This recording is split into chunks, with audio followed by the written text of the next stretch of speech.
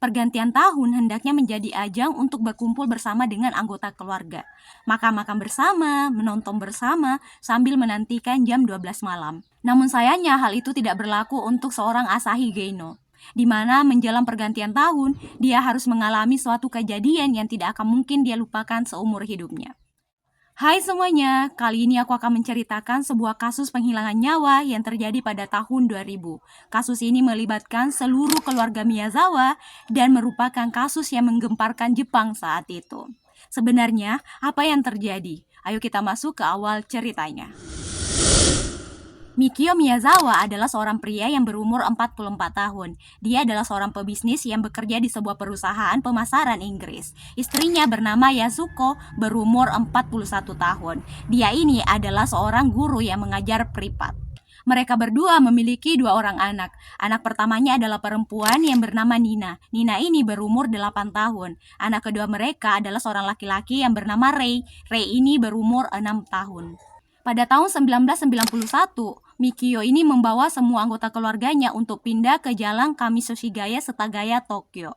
Di sana mereka menempati sebuah rumah, di mana rumah tersebut bersebelahan dengan rumah kakak dari Yasuko. Di rumah tersebut juga tinggal kakak ipar Yasuko dan juga ibunya. Awalnya ketika mereka pindah ke kawasan Setagaya, kawasan itu memiliki banyak perumahan, lebih dari 100 perumahan yang tinggal di tempat itu. Namun lambat laun, banyak tetangga mereka yang memilih menjual rumah mereka dan pindah ke berbagai tempat di Tokyo.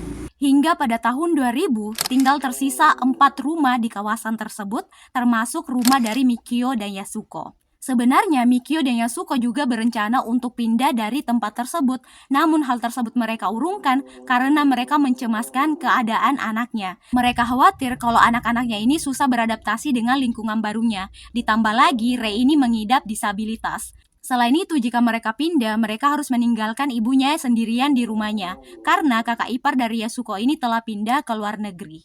Kehidupan keluarga itu berjalan sangat harmonis hingga tiba pada kejadian 30 Desember tahun 2000. Sekarang kita masuk ke kronologi kejadiannya. Pada malam hari di tanggal 30 Desember tahun 2000, Mikio itu sedang berada di lantai 1 untuk menyelesaikan pekerjaannya. Yasuko dan Nina itu sedang tertidur di sebuah loteng, di mana untuk mencapai loteng tersebut ada tangga-tangga kecil untuk ke sana. Sedangkan Rei sedang tertidur di kamarnya. Sekitar jam 11 malam, tiba-tiba ada seorang penyusup yang masuk ke rumah tersebut melalui jendela kamar mandi di lantai 2. Kebetulan kamar mandi itu bersebelahan dengan kamar Rei. Begitu penyusup ini masuk, dia langsung menuju ke kamar Rei. Melihat Rei yang tengah tertidur, dia pun langsung mencekik anak itu hingga dia kehabisan nafas. Setelah melakukan aksinya tersebut, dia menuju ke lantai 1 di mana Mikio sedang bekerja. Si penyusup ini mencoba menikam Mikio dengan menggunakan pisau sashimi. Awalnya Mikio ini berusaha untuk melawan, namun sayangnya dia tidak berhasil. Si penyusup ini berhasil melukai Mikio di kedua tangannya, paha, dada, bokong, dan juga kepalanya. Saking kerasnya tusukan tersebut membuat tulang Mikio terlihat. Selain itu, tusukan di kepalanya berhasil membuat pisau tersebut patah. Dengan pisau tumpul yang masih di genggamannya, si penyusup ini mendatangi loteng, tempat di mana Yasuko dan Nina tengah terlelap. Seketika penyusup ini menikam Yasuko dan Nina, namun karena dia tidak puas menggunakan pisau tumpul, dia pun ke dapur untuk mencari pisau lain. Ketika si penyusup ini ke dapur, Yasuko dengan menggendong Nina berusaha untuk melarikan diri. Namun hal itu tidak berhasil karena si penyusup ini langsung memukul mereka berdua dari belakang. Dia pun langsung melanjutkan aksinya hingga Yasuko dan Nina tidak bernyawa.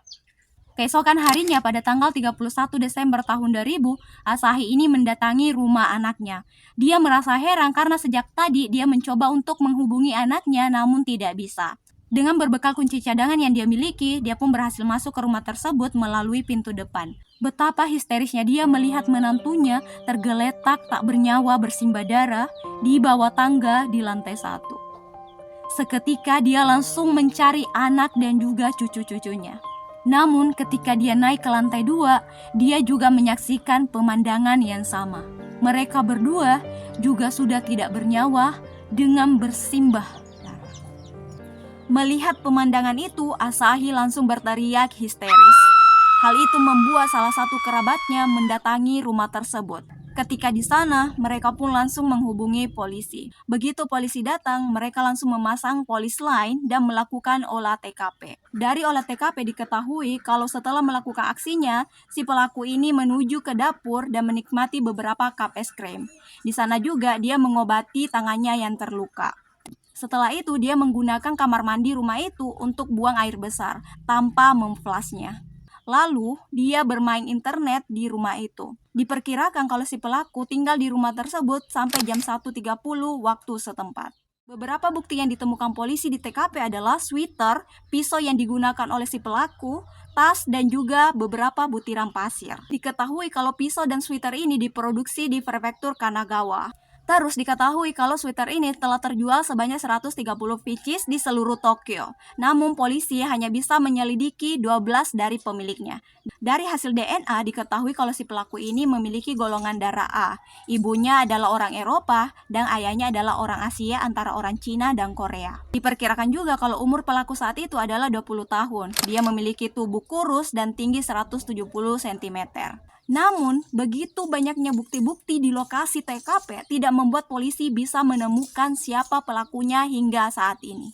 Kasus ini telah ditangani oleh 246.000 petugas, namun tetap saja tidak ada yang bisa menemukan pelakunya. Juru bicara kepolisian berkata kalau mereka tidak akan pernah menyerah terhadap kasus ini. Bahkan mereka berjanji akan memberikan hadiah dari 3 juta yen menjadi 20 juta yen kepada siapapun yang bisa memberikan bukti yang mengarah ke penangkapan si pelaku. Dibandingkan dengan kasus Junko Kobayashi, tawaran polisi di sini itu sangat mahal. Bayangkan, 20 juta yen. Polisi juga menduga kalau motif dari pelaku tersebut adalah untuk mencuri. Meskipun di kawasan itu masih banyak rumah yang lebih luas dari rumah Mikio dan Yasuko, namun hanya rumah Mikio dan Yasuko mudah untuk dibobol. Setsuko Miyazawa atau ibu dari Mikio Miyazawa masih terus berharap agar pelaku anaknya ini bisa tertangkap. Dia masih sering membayangkan kalau dia tuh sering datang ke rumah tersebut untuk menjaga cucu-cucunya. Ketika dia datang, cucu-cucunya ini akan keluar menyambutnya.